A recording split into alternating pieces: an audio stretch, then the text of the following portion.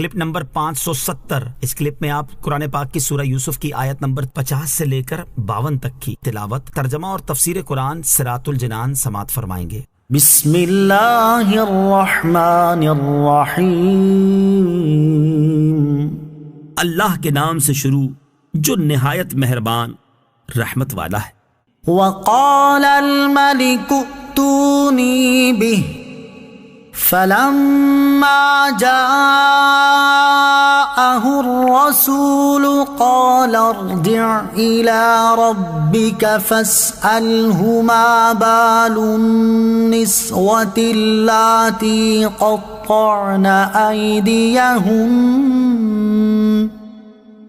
ان ربی بکیدہن علیم۔ ترجمہ، اور بادشاہ نے حکم دیا کہ انہیں میرے پاس لے آؤ۔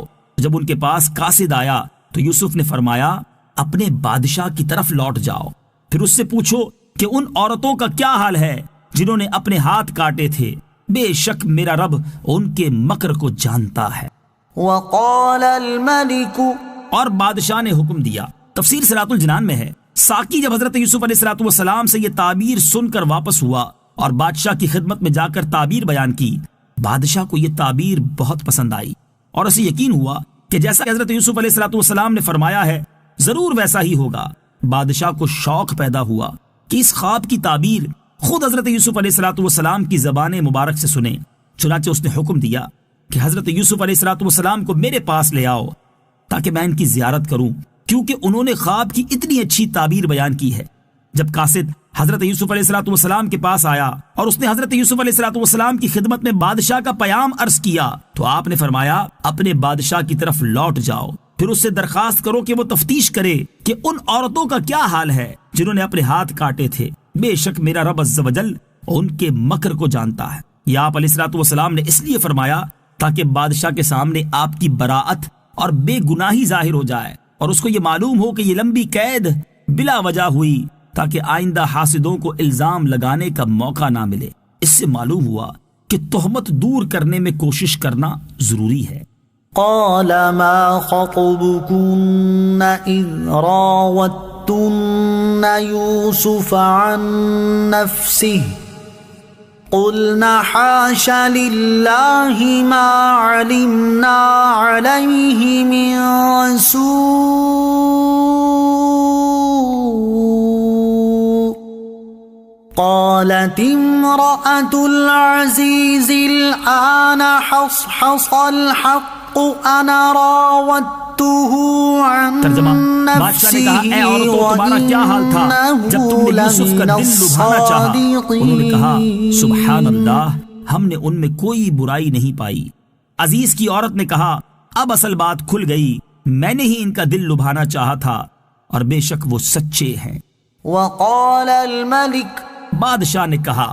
تفسیر صراط الجنان میں ہے جب قاصد حضرت یوسف علیہ السلام کے پاس سے پیام لے کر بادشاہ کی خدمت میں پہنچا تو بادشاہ نے پیام سن کر ہاتھ کاٹ لینے والی عورتوں کو جمع کیا اور ان کے ساتھ عزیز مصر کی عورت کو بھی بلایا۔ پھر بادشاہ نے ان سے کہا اے عورتوں، اپنے صحیح حالات مجھے بتاؤ کہ کیا ہوا تھا جب تم نے حضرت یوسف علیہ السلام کا دل لبھانا چاہا، کیا تم نے ان کی جانب سے اپنی طرف کوئی میلان پایا؟ عورتوں نے جواب دیا سبحان اللہ، ہم نے ان میں کوئی برائی نہیں پائی۔ عزیز مصر کی عورت یعنی زلیخا نے کہا اب اصل بات ظاہر ہو گئی ہے، حقیقت یہ ہے کہ میں نے ہی ان کا دل لبھانا چاہا تھا اور بے شک وہ اپنی بات میں سچے ہیں۔ حضرت زلیخا رضی اللہ تعالی عنہا کو برے لفظوں سے یاد کرنا حرام ہے۔ یاد رہے اس آیت میں حضرت زلیخا رضی اللہ تعالی عنہا کی توبہ کا اعلان اللہ تعالیٰ نے فرما دیا، کیونکہ انہوں نے اپنے قصور کا اعتراف کر لیا اور قصور کا اقرار توبہ ہے۔ لہٰذا اب حضرت زلیخا رضی اللہ تعالی عنہا کو برے لفظوں سے یاد کرنا حرام ہے، کیونکہ وہ حضرت یوسف علیہ السلام کی صحابیہ اور ان کی مقدس بیوی تھی۔ اللہ تعالیٰ نے بھی ان کے قصوروں کا ذکر فرما کر ان پر غضب ظاہر نہ فرمایا، کیونکہ وہ توبہ کر چکی تھیں اور توبہ کرنے والا گناہگار بالکل بے گناہ کی طرح ہوتا ہے۔ ذلك ليعلم أني لم أخنه بالغيب وأن الله لا يهدي كيد الخائنين۔ ترجمہ، یوسف نے فرمایا یہ میں نے اس لیے کیا تاکہ عزیز کو معلوم ہو جائے کہ میں نے اس کی عدم موجودگی میں کوئی خیانت نہیں کی، اور اللہ خیانت کرنے والوں کا مکر نہیں چلنے دیتا۔ ذالک، یہ تفسیر صراط الجنان میں ہے۔ بادشاہ نے حضرت یوسف علیہ السلام کے پاس پیام بھیجا کہ عورتوں نے آپ کی پاکی بیان کی اور عزیز کی عورت نے اپنے گناہ کا اقرار کر لیا ہے۔ اس پر حضرت یوسف علیہ السلام نے فرمایا میں نے قاصد کو بادشاہ کی طرف اس لیے لوٹایا تاکہ عزیز کو معلوم ہو جائے کہ میں نے اس کی غیر موجودگی میں اس کی بیوی میں کوئی خیانت نہیں کی، اور اگر بالفرض میں نے کوئی خیانت کی ہوتی تو اللہ تعالیٰ مجھے اس قید سے رہائی عطا نہ فرماتا، کیونکہ اللہ تعالیٰ خیانت کرنے والوں کا مکر نہیں چلنے دیتا۔ اس سے معلوم ہوا کہ جھوٹ کو فروغ نہیں ہوتا اور سانچ کو آنچ نہیں آتی، مکار کا انجام خراب ہوتا۔